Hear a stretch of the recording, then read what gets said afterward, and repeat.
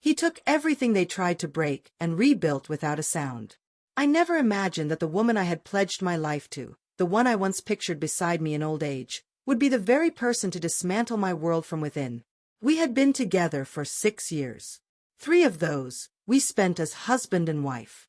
From the outside, our relationship looked like something out of a magazine. There were cozy dinners shared with close friends, holiday snapshots filled with joy and laughter, and game nights where we always came across as the unbeatable couple. But beneath that glossy surface, the cracks had already begun to form. She started pulling away. Her phone became her constant companion, clutched in her hand like a lifeline. Our conversations grew short, edged with irritation. Her warmth faded into mechanical gestures, forced kisses, empty hugs. Anytime I asked something simple, her replies came back defensive and laced with annoyance. Still, even with all those warning signs, I never once considered the possibility of betrayal, until it slammed into me with no warning. Not through creeping doubt, but through sheer, brutal coincidence. One evening, my phone battery died. Needing to make a quick call to my mother, I reached for hers. Just as I was about to dial, a message appeared on the screen. "Can't wait to see you tonight." He still has no clue. My lungs froze. My chest felt like it caved in. I nearly dropped the phone. I confronted her that night. My voice cracked from the weight of disbelief. At first, she denied everything, lied without blinking. But once the evidence stared her in the face, she didn't apologize, didn't even look remorseful. All she said was, "It just happened." But that wasn't the worst of it. A week later, the man she had been seeing, let's call him Dean, showed up at my front door like some smug antagonist from a cheap soap opera. He was tall, arrogant, grinning like he'd already won. With a voice oozing condescension, he said, "Look, man, you've been replaced. She picked me. You've got 2 choices, walk away quietly or man up and deal with it." I stood frozen. I couldn't tell if he was looking for a fight or hoping I'd crumble. Either way, it was clear. He wanted to erase me from my own life. I didn't say a word. I closed the door in his face. Not because I was weak. Because I was done stooping to their level. But inside, a fire had ignited. I wasn't going to disappear.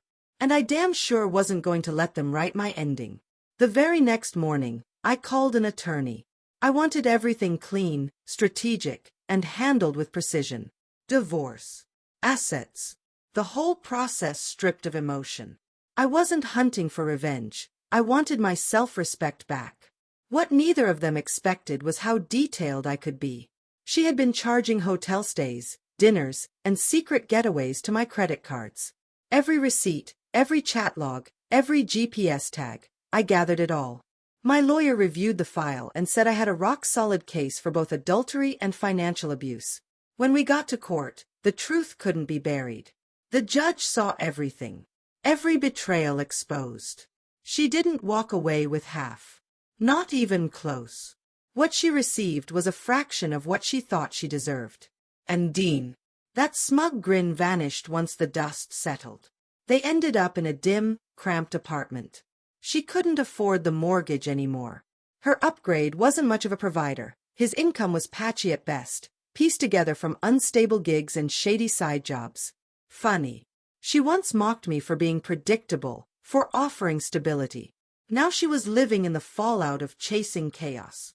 I didn't gloat. I didn't badmouth her to friends.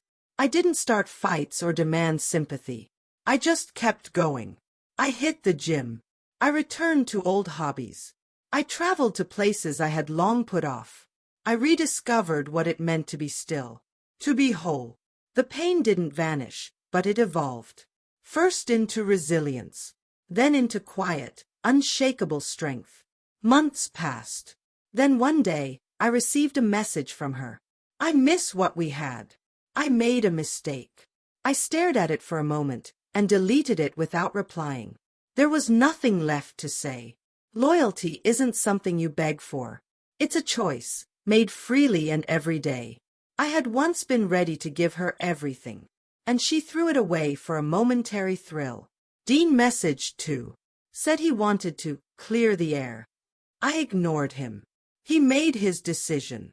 So did she. They weren't owed closure. They wanted one last performance, some dramatic, messy confrontation that would soothe their egos and let them feel important again. I refused to give them that final scene. Now, a year later, I barely recognize the man I used to be. Back then, I was too trusting, too eager to see what I wanted instead of what was right in front of me. Maybe I was naive. But not anymore. I've grown. I've learned to read the signs I once missed. Most importantly, I've learned to protect my peace and to value myself. What makes me proudest? I never had to raise my voice. I didn't throw a punch. I didn't have to prove anything to someone like Dean. I didn't man up the way he expected. I was already a man. I stood my ground. I navigated heartbreak with calm, with strategy, and with quiet dignity. And in the end, I walked away with something they never could steal: my pride.